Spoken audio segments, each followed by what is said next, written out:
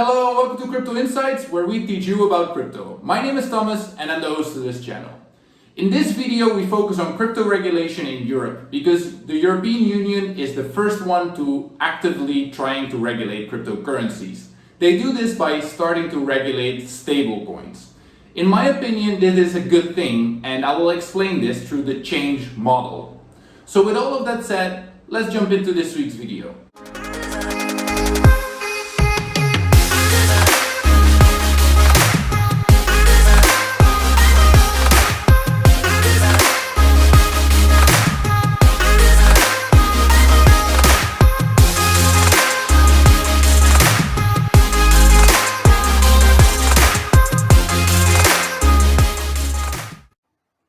So the title of this article from CNBC states EU agrees on landmark regulations to clean up crypto Wild West. They state EU officials on Thursday secured an agreement on what is likely to be the first major regulatory framework for cryptocurrency industry. So Europe comes with the first rules for regulating crypto, and they obviously hope that the US and China might follow their rules. The landmark law, known as Markets in Crypto Assets, or abbreviated MiCA, is designed to make life tougher for numerous players in the crypto market, including exchanges and issuers of so-called stablecoins, tokens that are meant to be pegged to existing assets like the US dollar. I don't really fully agree with making life tougher. It's the same way that they make life tougher for businesses, because businesses also have to oblige rules. They also have to hold administration. They also have to provide security, and they also have to share transparency in their business. So the same is going to happen for crypto businesses that were not regulated until now. Under the new rules, stablecoins like Tether and Circle's USDC will be required to maintain ample reserves to meet redemption requests in an event of mass withdrawals. Stablecoins that become too large also face being limited to 200 million euros in transaction per day. So in easy words, this just means that every time that Tether or USDC is giving out $100 of stablecoins, they need to back it with $100 of assets. That when all the customers at the same time want their money back, these customers need to be able to get their money back. That's what they mean with an event of mass withdrawals. Regarding stablecoins, too large are also facing being limited to 200 million in transactions per day.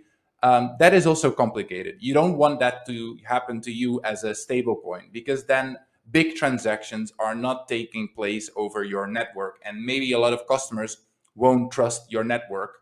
The European Securities and Markets Authority, ESMA, will be given powers to step in to ban or restrict crypto platforms if they are seen to not be properly protecting investors or treating market integrity or financial stability. So this just means that accountants will be able to check these platforms, and this is good for users like you and me.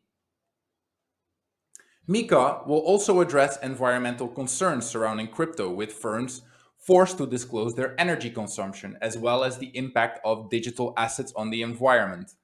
I also don't fully agree with this, because this is obviously all started with Elon Musk saying that he didn't support Bitcoin anymore because it was proof of work and it was not environmental friendly.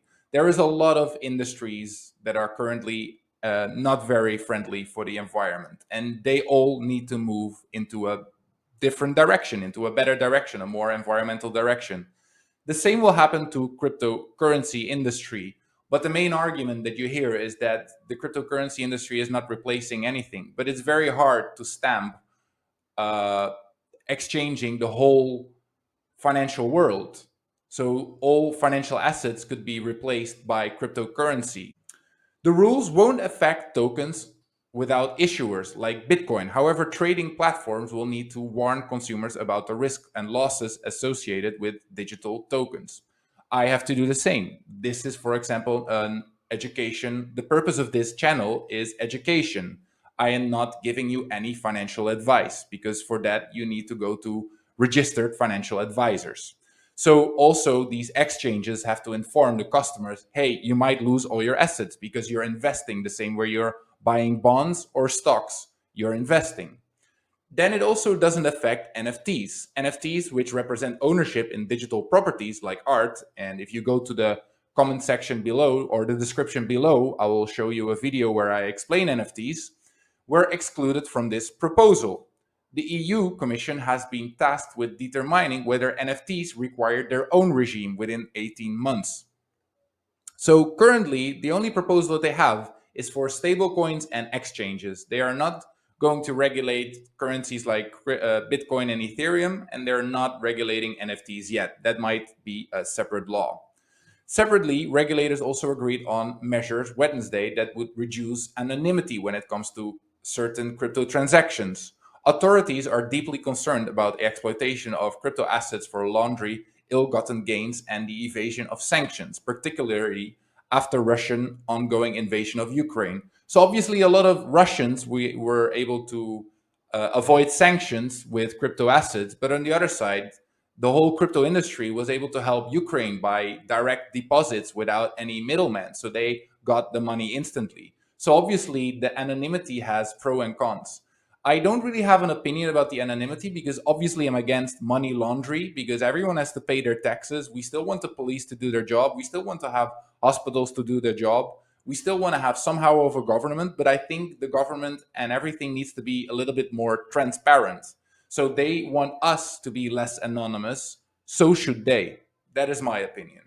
Then transfers between exchanges and so-called unhosted wallets owned by individuals will need to be reported if the amount tops €1,000 threshold.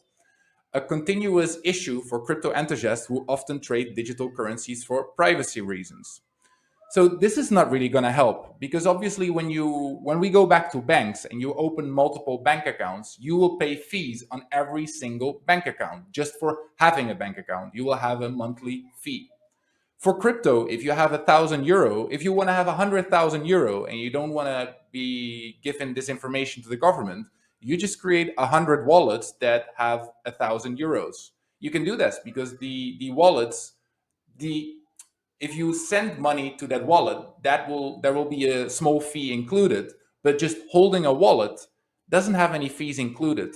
So if people don't want to show it, they can just open multiple wallets. There will be also people and businesses exploring this opportunity of creating software that gives you access to multiple wallets at the same time, just to avoid regulation. So the rules are expected to come into force as early as 2024, a landmark move that would put the block ahead both US and Britain in rolling out laws tailored for the crypto markets. So you still have 1.5 years to decide on what you have to do because these regulations might impact you. So what are you going to do about it in advance? Then I wanted to show you something separately because what I notice is different from this bear market compared to other bear markets is that this bear market, we're actually seeing regulation instead of banning them. So in here, this is the Kubler-Ross model, and it actually shows how change takes place. So first you have shock, where actually governments didn't do anything and they gave crypto their free run, where Bitcoin and Ethereum were going up and down, governments didn't do anything. Then they said that Bitcoin was a scam, it wasn't working, there was no need to ban it, and it would leave automatically. The bubble will burst automatically, and governments didn't have to intervene. Then there became frustration because crypto actually lasted and it stayed. So they started to ban it. Russia tried to ban it, China tried to ban it, the US tried to ban it. Then there was depression where banning wasn't working. So they started to experiment, and that is the current stage we're in how can we regulate this? How can the government actually control this and profit from the whole cryptocurrency industry? So now they're trying to figure out how to regulate it. After they will start to have to make decisions on what regulation will take place, and then you have integration.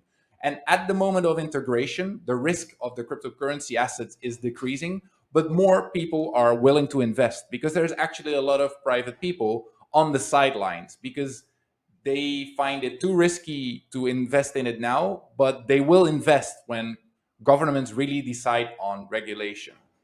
So this is my opinion about the regulations that are taking place. I am very positive about it, as I showed with this last model. Let me know your opinion in the comment section, because I'm happy to start this discussion. And I hope to see you next week. Bye.